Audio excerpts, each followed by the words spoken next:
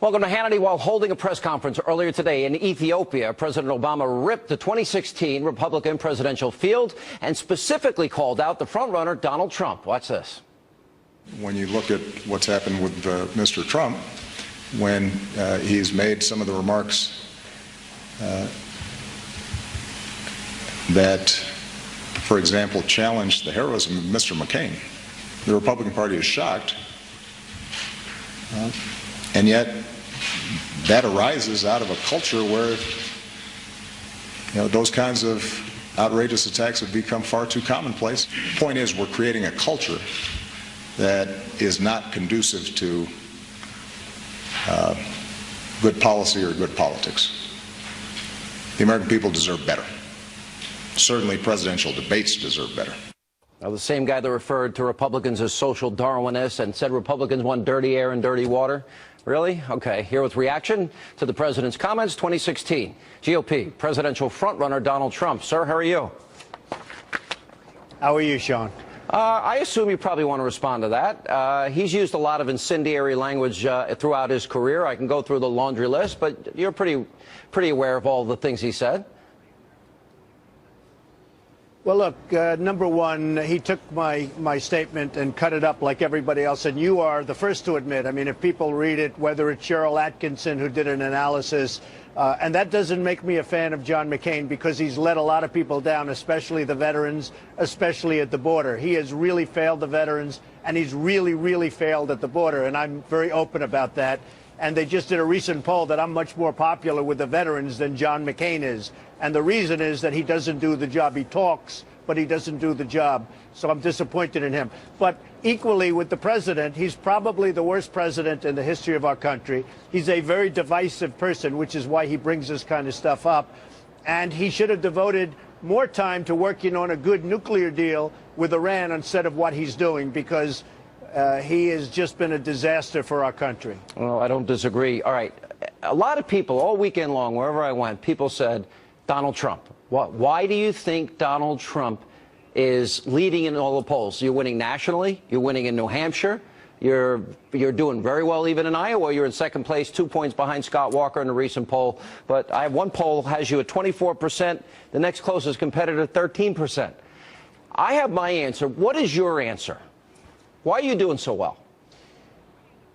I think people are really tired of these incompetent politicians where it's all talk, no action. I didn't want to be doing this. I love my business. I built a tremendous company, and you see that. I did my filings. Everyone said, wow, it's much bigger and much better than we even thought. I built an incredible company. I've had tremendous success. I love doing it. But I'm so sick and tired of watching these incompetent politicians that are all talk, no action. They don't do anything.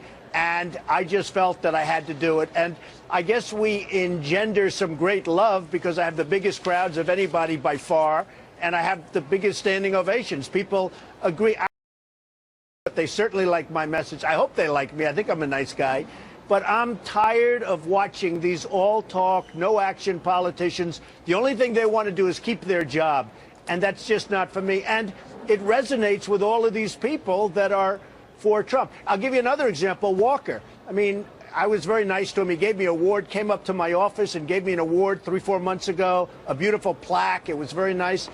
But in the end, they said something a little nasty about me. And what did I do? I looked into Wisconsin, and I love Wisconsin, but they have a tremendous budget deficit of $2.2 billion, which is unthinkable. They were supposed to have a surplus of $1 billion, and they have $2.2 billion. Their jobs are a disaster. Their schools are a disaster. Their roads are a disaster. They don't want to spend any money on roads because he doesn't want to raise taxes, so he's borrowing and borrowing.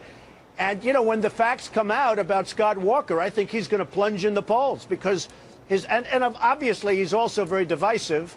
because it's a very divisive state. I mean, everybody's fighting with everyone. So I think that's going to be next. I think he's going to be the next one to fall.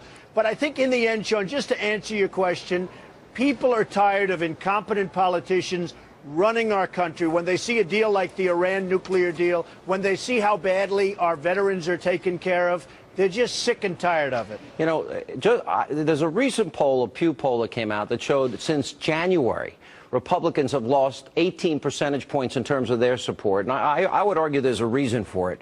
They promised they'd stop the president's executive amnesty. They didn't do that. They've been promising to repeal and replace Obamacare forever. They won't use their constitutional authority to do that. They won't stop sanctuary cities. And even with the Iranian deal, when they had amendments that would have demanded a recognition of Israel, demanded that they release our hostages, they didn't even want to add those amendments. So when people ask me, I say you're willing to fight, and the Republican establishment in Washington is not willing to fight. Is that an accurate description? Sean, and also, I'm not controlled by special interests and lobbyists and donors. I don't need any money. I'm using my own money. So the lobbyists and the donors, like in Bush's case, $100 million plus. In Hillary Clinton, $50 million plus. Walker, all these guys, they're controlled by the people that give them the money. Look, who was the king of that for many years? Me. I mean, you give money and you don't ask for anything. You have total power over these people. Believe me, total power. And if it's bad for the country and good for them, the candidate, whether it's Bush or whether it's Walker or Hillary or whoever it might be, they're going to do what their donors and lobbyists tell them what to do. That's not good for the country. I know the system better than anybody. And now I'm running because we're not going to have a country soon. We don't have borders. We don't have law enforcement. They've taken all of the power away from our policemen. And sure, you have a couple of bad apples and you have some bad decisions being made. And I hate to see it when I see it. But the fact is, we don't have law and order. We don't have, I mean, our country's going to hell. And you know what else we don't have? We don't have jobs, because our jobs are going to China and so many other countries. Let me ask. So I just see this all happening, and I said it's time to do something about it. The issue of third party keeps coming up again and again and again. And when it came up last week, I wrote Reince Priebus. I said, because you had said that you weren't being treated well by the RNC. And I said, are there any issues between you and Mr. Trump? He wrote me back, and I'm paraphrasing, not specific. No, he's running for the presidency. My job is to remain neutral, and my hope is that the best man wins. That's what he said to me. He was asked about this. I want to play it for you.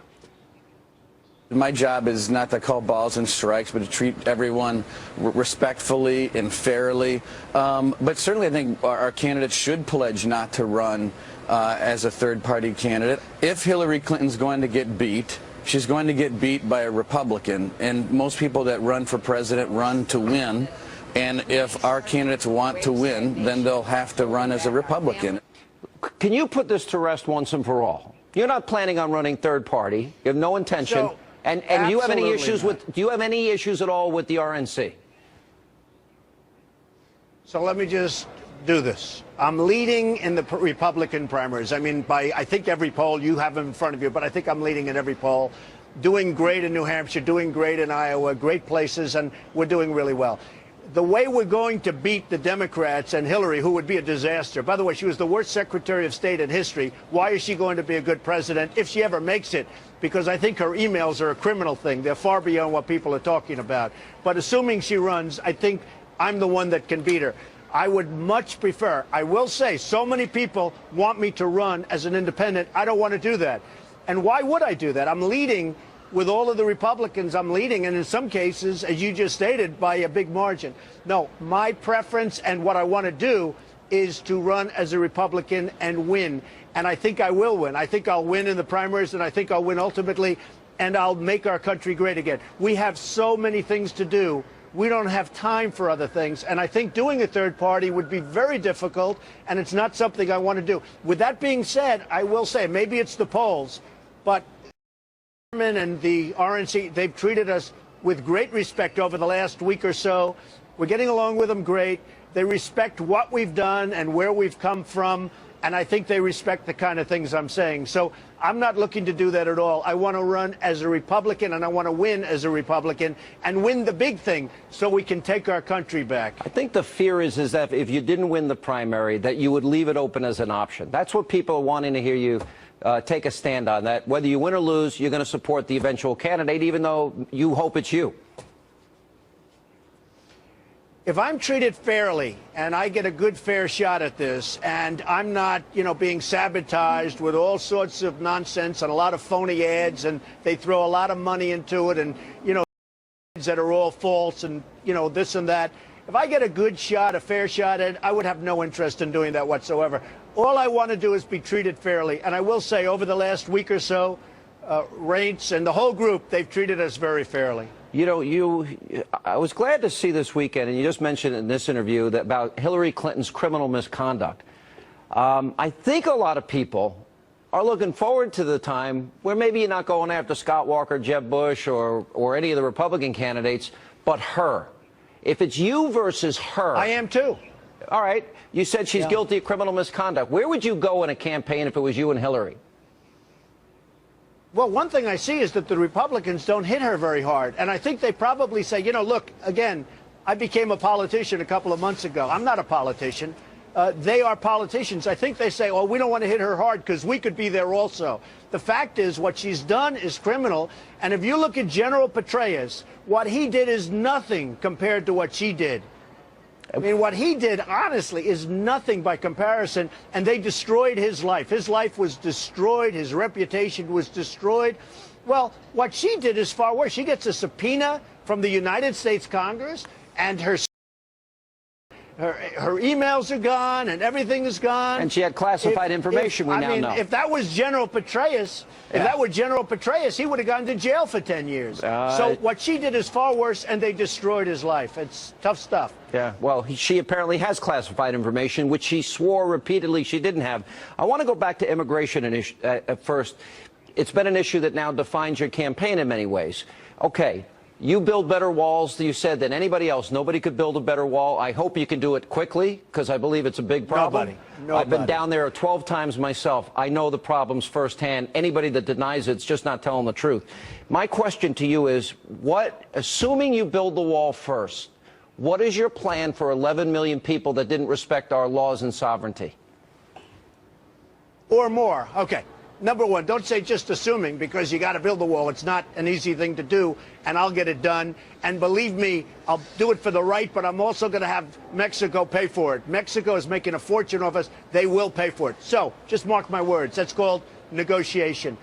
The first thing I do is I get rid, before the wall, before we even start the wall, I get rid of the bad ones, because we have a lot of really bad apples. We have a lot of bad dudes that are causing tremendous problems. I mean, you see what's happened. I've been totally exonerated. If you look at what people have said, how they respect what I brought up this issue, I took a lot of heat, and now all of a sudden they're saying what Trump did was right. And I actually had people in your profession apologize to me for the statements they made that first week, because I was right. And I'm very proud of bringing up illegal immigration. It was not easy to do, and I'm very proud of it. I would get rid of the bad ones, the criminals. We have a lot of people here that shouldn't be here, and I don't want to house them in our jails because it's costing us a fortune. I want them to go back to the country where they came from, not only Mexico, plenty of other countries. They're pouring across the border. So that's number one. Then number two, you either, and these could be some great people, but you either have laws or you don't have laws. I would get them back. I would get them back where they are, and I would try and work out a process where they can come in legally. But they have to come in legally, Sean. It's about laws. It's about borders. If we don't have a border, we don't have a country. So I'd get them out, and if they were really outstanding, because some of these people have been here for a long period of time, I'd let them back legally. They have to come through a legal system, and I'd make that system much faster, much quicker.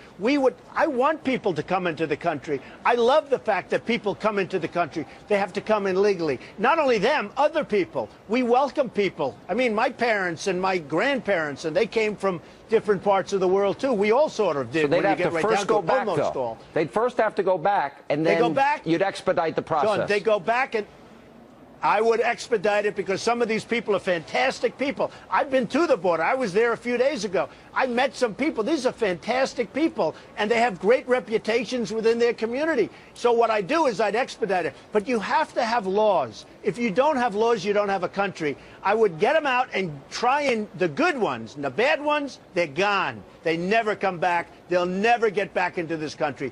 But the good ones, of which there are many, I want to expedite it so they can come back in legally. All right, Mr. Trump, always a pleasure. Thank you. Congratulations on your good poll numbers. Appreciate you being with us.